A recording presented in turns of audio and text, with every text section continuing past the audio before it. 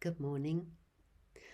I'd like to talk about confidence today because it's something that I think a lot of people lack, and particularly in our society, which is what the Dalai Lama noticed when he first came to the West. He found that people had, in general, a lot of low self esteem, a lot of self hatred, even at times. And he compared that to people from his own culture in Tibet, where he said it wasn't such a problem. So that's interesting, isn't it? Anyway, I want to look at confidence from the point of view of what we might call the five poisons or the five defilements, states of mind that we experience all the time. So they are greed, hatred, pride, ignorance, that's spiritual ignorance, and jealousy. So I'll start by talking about greed. So yes, our society, we know, promotes us to want more and more in our lives, to never be satisfied, to always want to fill our house with things we don't need, to buy new things all the time. And of course, all that becomes very habitual. It's very difficult, particularly if you've got children, I think, because, children want to keep up with their peers. They want the latest iPhone. They want the latest trendy footwear and so on. So it's very difficult to step outside of the society we live in to do anything different. But as we know, if you feed craving, it only grows. It only keeps coming back more and more. You feed, you get exactly what you thought you wanted, and something else pops up. So, that is it's very undermining of our confidence, because in a way we'll never have enough. So we'll never feel adequate or, like we've got everything we need.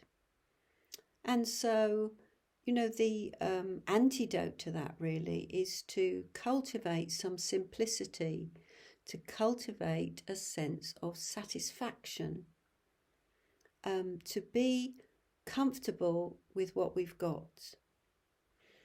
That doesn't mean that we never, change house or buy a better car or whatever. It doesn't mean that. But it means noticing to what extent our mind gets attached or feels inferior or in some way lacking when we haven't got those things, when we're not able to do that, when we can't keep up with the Joneses. That's the thing. This is about feeling confident in ourself and our own perspective. For example, we might decide that we're not going to get pulled into wanting what everybody else has got, and maybe we make a conscious effort. This does relate quite well to a practice that I sometimes do, as you know, of having a year of no shopping. And that's because I like shopping as much as anybody else. And I like buying clothes, I like having new things. But sometimes I realise that maybe it's getting a bit out of hand, and I'm thinking, well, what about simplicity in my life? And then what I do at those times is I have a year of only buying essential things. So nothing else, no books, no clothes, nothing for a year. And it's a really good practice because it trains me to want less. Otherwise I'm a bit of an all or nothing person. It kind of keeps me in check, and I find that really useful. So I definitely feel like that practice helps me to cultivate simplicity in my life, to not want so much. So cultivating simplicity. So now I'm going to say a bit about hatred. And as I said, the Dalai Lama noticed that we have a lot of self-hatred in our culture, low self-esteem. And this is very undermining of our confidence. We can tell ourselves so many stories that are not true, but they are in a way, habits and ways that we've conditioned ourselves to think we're not good enough. We don't match up in some way, or we've done something terrible in our life and that means that we're this sort of person. So we need to free ourselves for that sort of undermining of ourselves.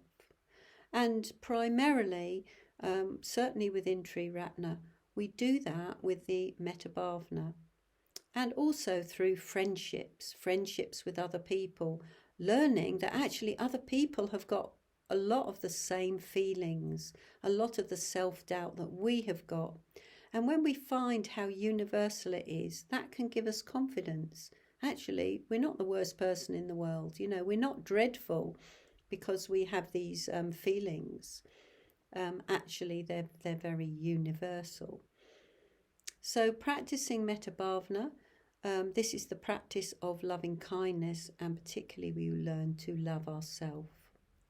So if you'd like to learn the Metabhavna, or perhaps just have a top-up of your Metabhavna practice, me and Savananda are going to be running one after the current mindfulness course. So don't run away with the idea that mindfulness is enough. We need a lot of warmth and tenderness and self-care in order to feel confident. So now I'll say a little bit about pride. And this is the egoistic self, the self-protection that we have around ourselves. And it leads to a lot of inauthentic ways of being, a false way of being. We put on a face to the world. And we do that in lots of ways. Some we have to do. We may have to do that in terms of roles that we have in society.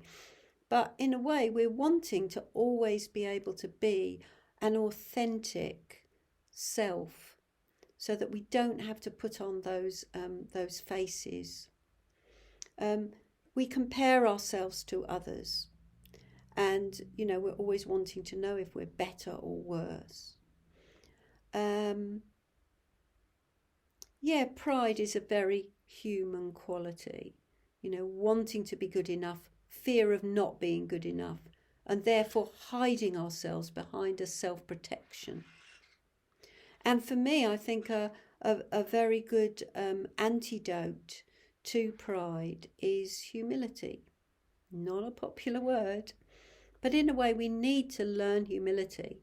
After all, if we don't have humility, we won't recognise that there is a gap between how we are now and how we'd like to be. Would we like to be enlightened?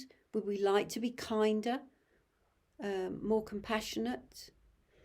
Now, I don't say that from a point of view of them running ourselves down or thinking, oh dear, I'm so unkind, I'm so uncompassionate. But actually, if we've got a healthy sense of metta in ourselves, self-love, then we can have humility. We can say, yes, actually, I'm not the bee's knees. I would like to be more like this. So we can practice humility by letting others have their own preference, perhaps, or we can let go of having to be right all the time. Why is it we have to be right? It's pride, isn't it? And we've always got preferences, and we sometimes think that if we let others push ahead with their preferences, we're sort of somehow reducing ourselves or letting others get the better of us in some way. But it's not letting them get the better of us. It's just thinking, why should we always? Why should it be us that always has our own way? So I think the practice of humility is actually quite an important one. We're not the centre of the world. Other people, we can allow other people. So now we come to ignorance. And of course, when we talk about ignorance, it's very good to bring up the 3 lakshanas. I'm not going to go into them. We know that they are the way that things actually are in conditioned existence.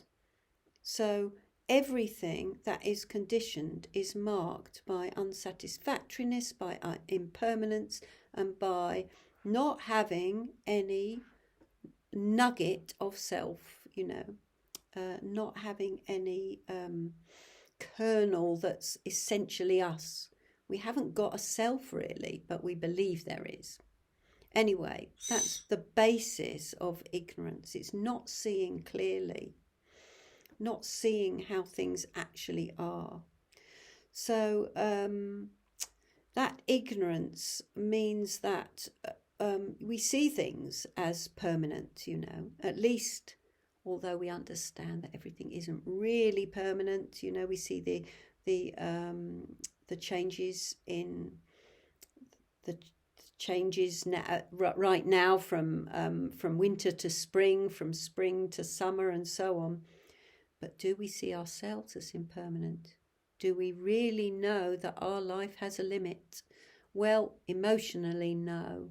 Intellectually, yes. Cognitively, yes, but not really. So we need to use those lakshanas as an antidote to our ignorance. And then very briefly, jealousy.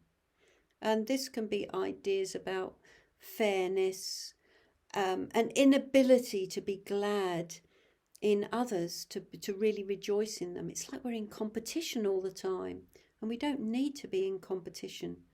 So the practice of rejoicing in others, the practice of noticing when there's that little twinge of jealousy in ourselves is really important. We need to learn to see the best in others, and notice when we get that uncomfortable feeling that maybe somebody is better than us, more attractive than us. We just need to recognize it and say, oh yes, it's that one again. It's envy.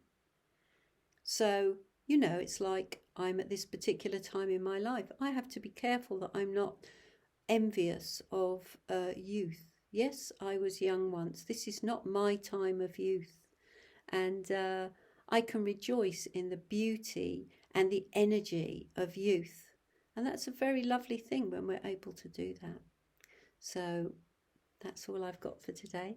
Bye for now.